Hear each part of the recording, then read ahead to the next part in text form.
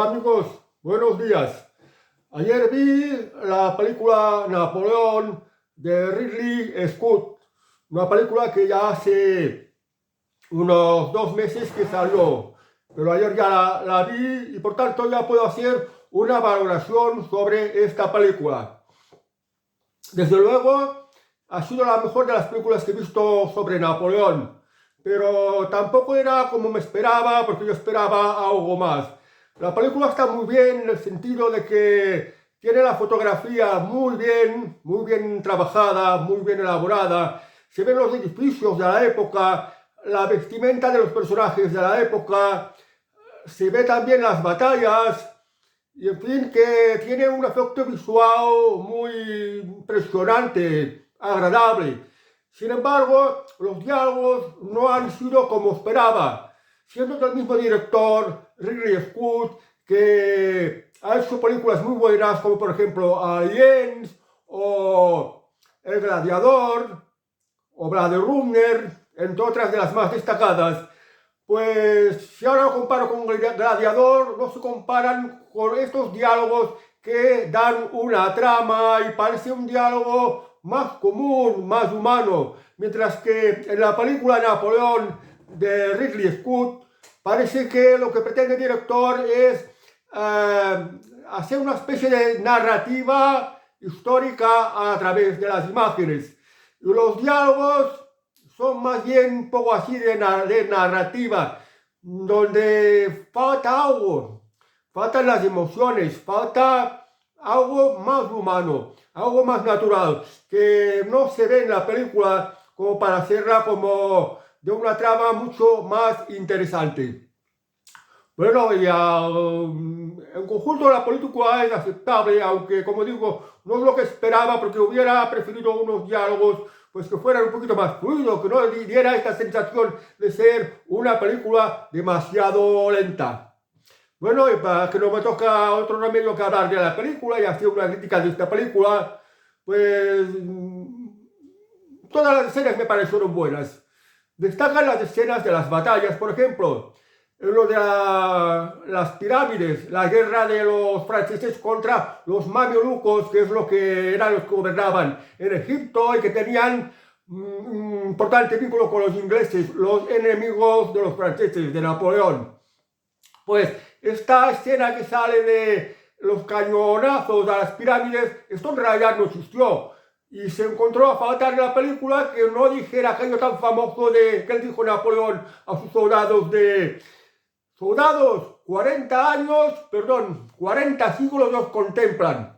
Con las pirámides, 40 siglos os contemplan. Me hubiera gustado que en estas escenas, cuando la acción se precipita en Egipto, pues hubiera salido algo importante que ocurrió, que fue que el ejército francés quedó muy diezmado por la peste bubónica creo que fue. Esta peste le pilló más bien cuando ya iban camino por ahí a donde en la actualidad es el territorio de Israel, en el cual también se entera de Napoleón de las infidelidades de su esposa, Josefina Beauharnais, me parece que no sé pronunciar en francés, Josefina Beauharnais, la mujer que es la protagonista de la película y con la que se casó pues Napoleón Bonaparte. Esta mujer le era infiel. Y bueno, se han escrito muchos libros sobre Napoleón, muchas biografías de Napoleón, muchos escritores han escrito sobre Napoleón. Yo he leído algunos. He leído, por ejemplo, El diario secreto de Napoleón Bonaparte, de Loduca, o una biografía de Napoleón de Emil Ludwig, que es un alemán. Emil Ludwig, creo que se llama. También un biógrafo inglés de Napoleón, un tal Cronin, Archibald Cronin, o era el hijo del tal Archibald, un tal Cronin, no el padre, el hijo más bien. Y se hablaba pues que Josefina no era una mujer que le amara de espacial manera, y por esas razones le era infiel. Pero al final, como Napoleón era una persona muy apasionada, muy arrolladora, luego cautivar a Josefina. Y al final, pues, aunque se divorció de Josefina, Josefina no dejó de amarle. Y también Napoleón no dejó de amar a Josefina. La cual tuvo que divorciarse porque tenía un problema de esterilidad. Josefina no les daba hijos, a pesar de que Josefina ya había tenido hijos como otros hombres anteriormente. Siendo un episodio de la campaña de Italia, que esto está en los escritos históricos, una de las cartas de Napoleón, en la que le escribía a Josefina y le decía: Josefina, ya pronto voy a regresar a Francia, a París, me quiero encontrar contigo. He salido triunfante de la campaña de Italia. Pues le estaba pidiendo: no te limpies el coño, porque al llegar quiero oler tu coño, quiero lamer tu coño, me encanta tu coño, tu vagina me excita, me apasiona. Esto se lo dijo de manera irada en una de sus cartas Napoleón Bonaparte a Josefina, para que sepáis de los gustos sexuales que tenía Napoleón Bonaparte. La vagina de Josefina le excitaba. Bueno, ¿qué más tenía que decir sobre Napoleón? Aquí en la película sale, por ejemplo, que se le ve muy adormido. El personaje de Joaquín Phoenix en la película de Napoleón de Ridley Scott parece una persona muy cansada, que en todo momento está como dormido, está como sereno, como completamente relajado. Pero esto contradice con el verdadero Napoleón, que el verdadero Napoleón era una persona muy activa, una persona muy enérgica, una persona fuerte, que por lo general no se cansaba. Pero ¿a qué viene esto de que en la película de Ridley Scott ha querido presentar a Napoleón como una persona floja, como una persona adormida, como una persona que parece que está durmiendo a todas horas, como una persona que está muy, muy tranquila? ¿A qué se debe todo esto? Porque una de las amigas de Josefina, la esposa de Napoleón, Madame de Remusán, escribió que Napoleón se relajaba como un gato. Y el ministro de Exteriores de Napoleón, Talleyrand, también escribió más o menos lo mismo al respecto, que Napoleón se relajaba como un gato. ¿Qué ocurre exactamente? Ocurre exactamente que Napoleón era una persona muy, muy activa, muy trabajadora, muy enérgica, muy esforzada. Entonces, cuando una persona pues tiene que hacer un enorme desperdicio de sus energías para perseguir sus fines, para ir a por sus propósitos, que eran innumerables y abarcaban muchas cosas, pues esta persona lógicamente tenía la necesidad de descansar. ¿Y qué hacía Napoleón? Yo creo que Napoleón se había aprendido un truco, que no era precisamente el yoga o la meditación, aunque tenía algo de yoga y meditación. Napoleón lo que hacía había estado observador con los gatos y había visto que los gatos no se cansaban, que eran muy ágiles, que eran muy rápidos cuando tenían que actuar. Pues esto era debido porque los gatos descansaban mucho, los gatos se relajaban, desconectaban de todo. Y así, pues en este estado así de total relajamiento, de total serenidad, recuperaba sus fuerzas. Napoleón es como si tuviera un descanso, pues muy rápido.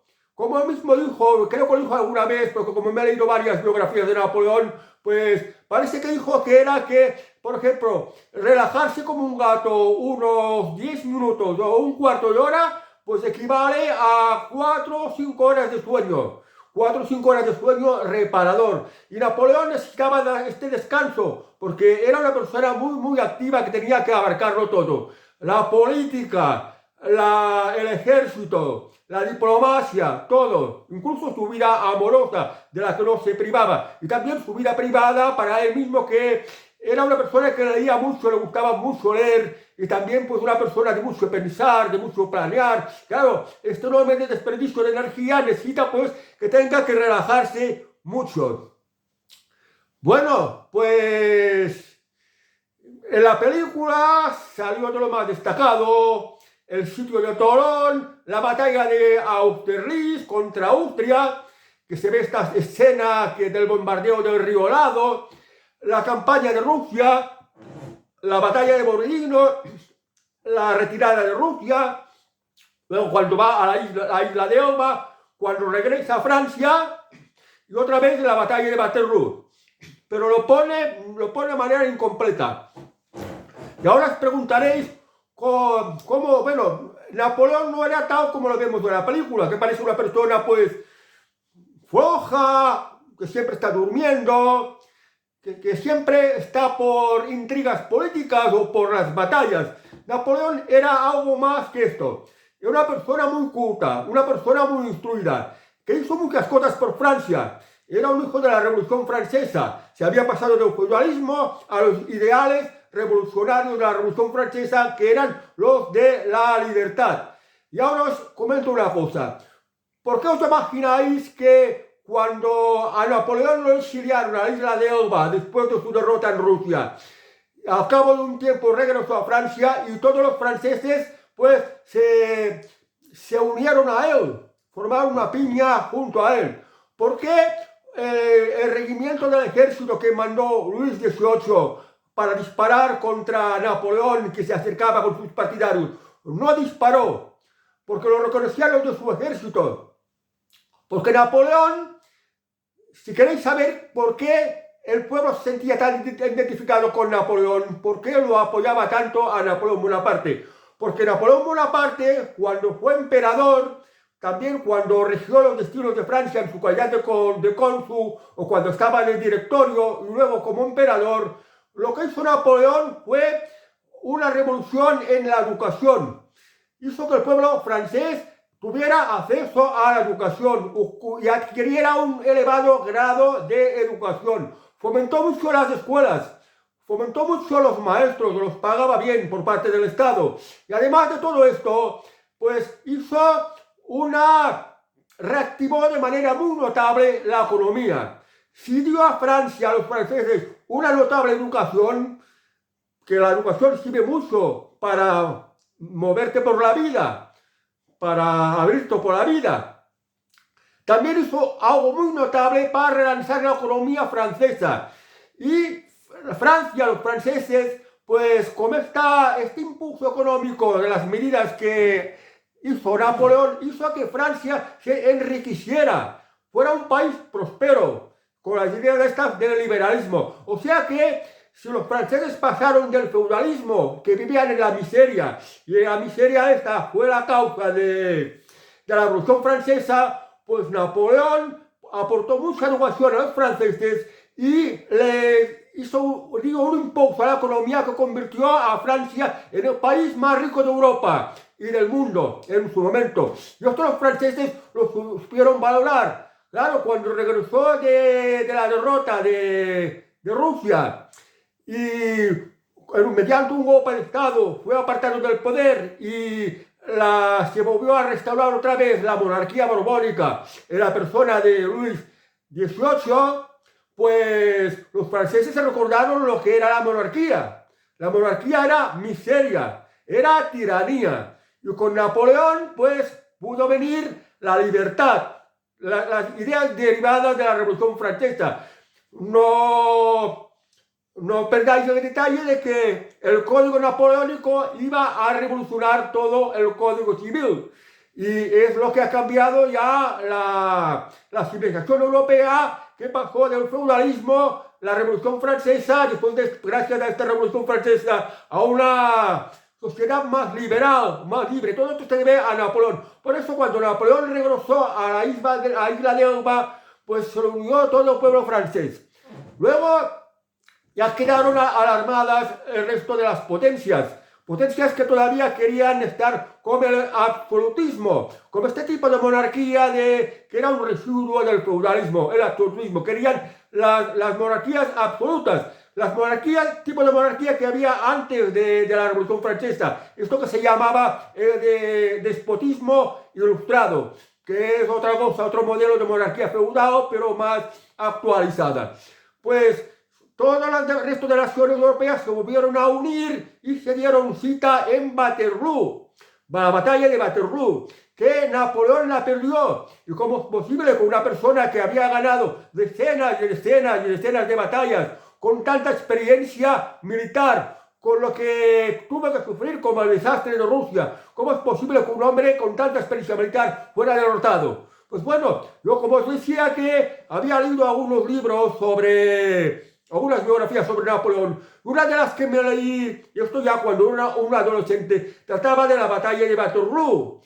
Y leí que un tal general francés que debía de unirse a las tropas de Napoleón, un tal Grouchy, llegó muy tarde en la batalla de Waterloo. Mientras tanto, el comandante de los ingleses, el duque de Wellington, estaba esperando la ayuda de los prusianos de un tal Blücher, que llegaron a tiempo la ayuda de los prusianos, y como no le llegó a tiempo la ayuda de Grouchy a Napoleón, pues acabó derrotado. Y fue una lástima, porque si Napoleón hubiera salido vencedor en la batalla de Waterloo, yo creo que la civilización europea hubiera avanzado mucho más, porque Napoleón, con sus ideas económicas y sus ideas de la educación, pues hubiera sido Europa una sociedad mucho más avanzada. Pero bueno, parte de lo que somos de la actualidad se lo debemos a Napoleón, a sus ideas de libertad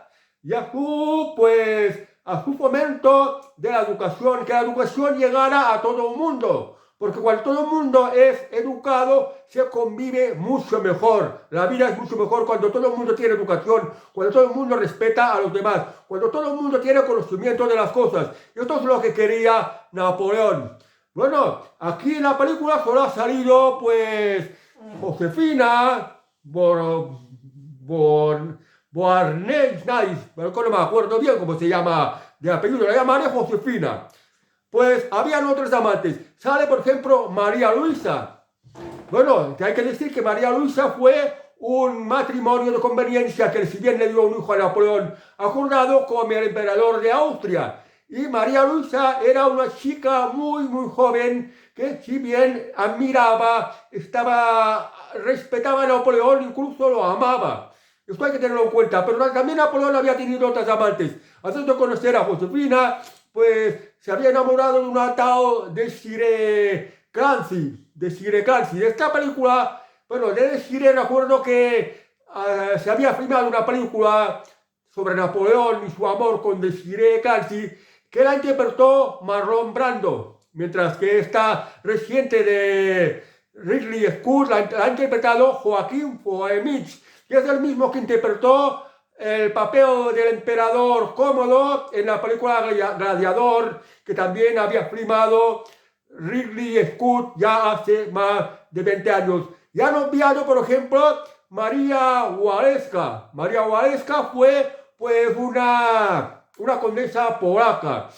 Y otras amantes que tuvo Napoleón, sé que tuvo otros amantes que no me acuerdo, pero cabe decir que Napoleón no era un mujeriego. Era un hombre que, si le gustaban las mujeres, era porque sentía admiración por otras mujeres, por el elevado nivel cultural, por la belleza, por cómo lo entretenían, por lo que le aportaban, cómo sabía llenarlo. No era un putero, no era un mujeriego. Era un hombre que amaba con pasión, se dejaba llevar por la emoción del amor y amaba con pasión. Esta pasión la tuvo manifiesta como estas mujeres, de las cuales todas las mujeres con las que tuvo esta relación acabaron por amarle en profundidad. Lo que dice todo de la personalidad de Napoleón Bonaparte, que desde luego no es este que se refleja en la película de esta persona adormida.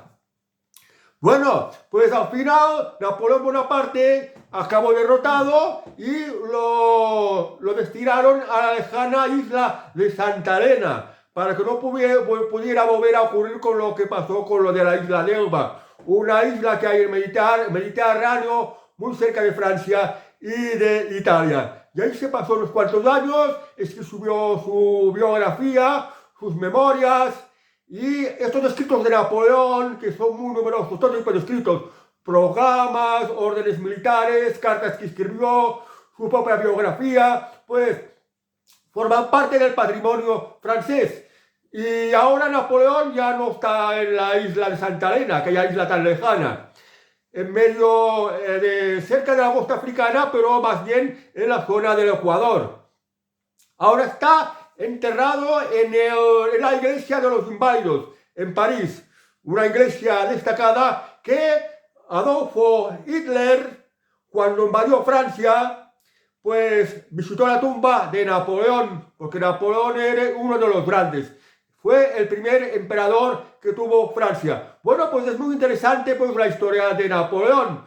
Es uno de estos hombres de los que hay uno entre 1.000.000. Fijaos que era una persona que estudiaba mucho y que leía muchos libros. Yo he visto algunos libros bueno, que no es el autor, pero hay anotaciones de él. Por ejemplo, algunos libros que ha escrito Cayo Julio César. En concreto libro La Guerra de las Galias.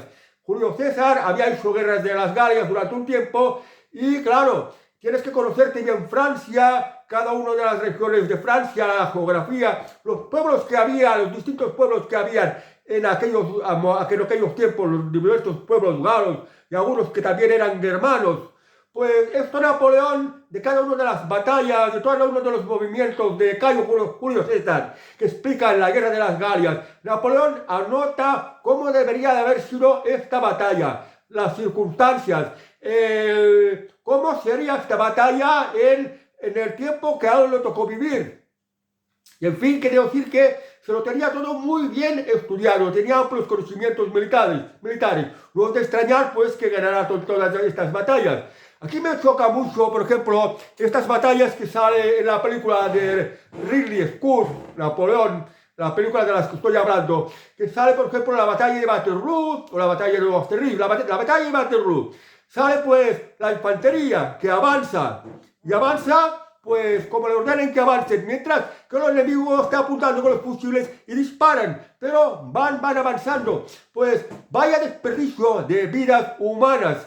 Y yo estoy muy crítico con este tipo de batallas, cómo se debían de hacer las batallas en aquel tiempo, qué tipo de disciplina debían de tener, disciplina militar, porque parece que ya se estaban enviando a los soldados a la muerte directamente. Parece que los cálculos de los altos mandos militares eran: ¿cuántos hombres tenemos?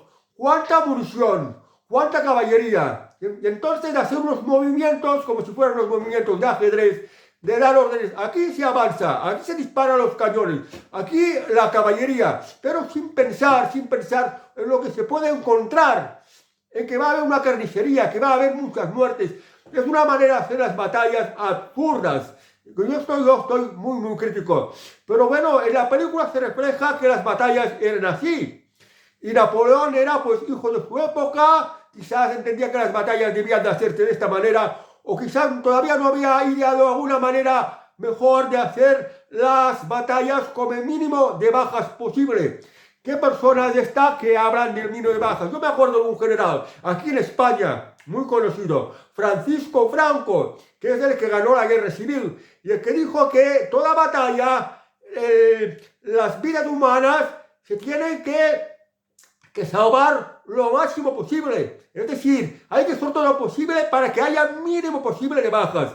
La vida de los soldados es sagrada y hay que impedir que mueran. Esta es la filosofía de Franco. Pero en aquella época había otra manera de ver las cosas, otras maneras de hacer las batallas, en que las vidas de los soldados no tenían valor.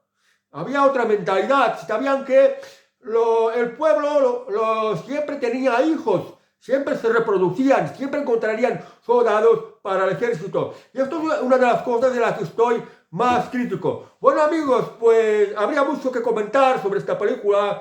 Hay muchas cosas, pero bueno, no quiero alargarme más en el vídeo de hoy.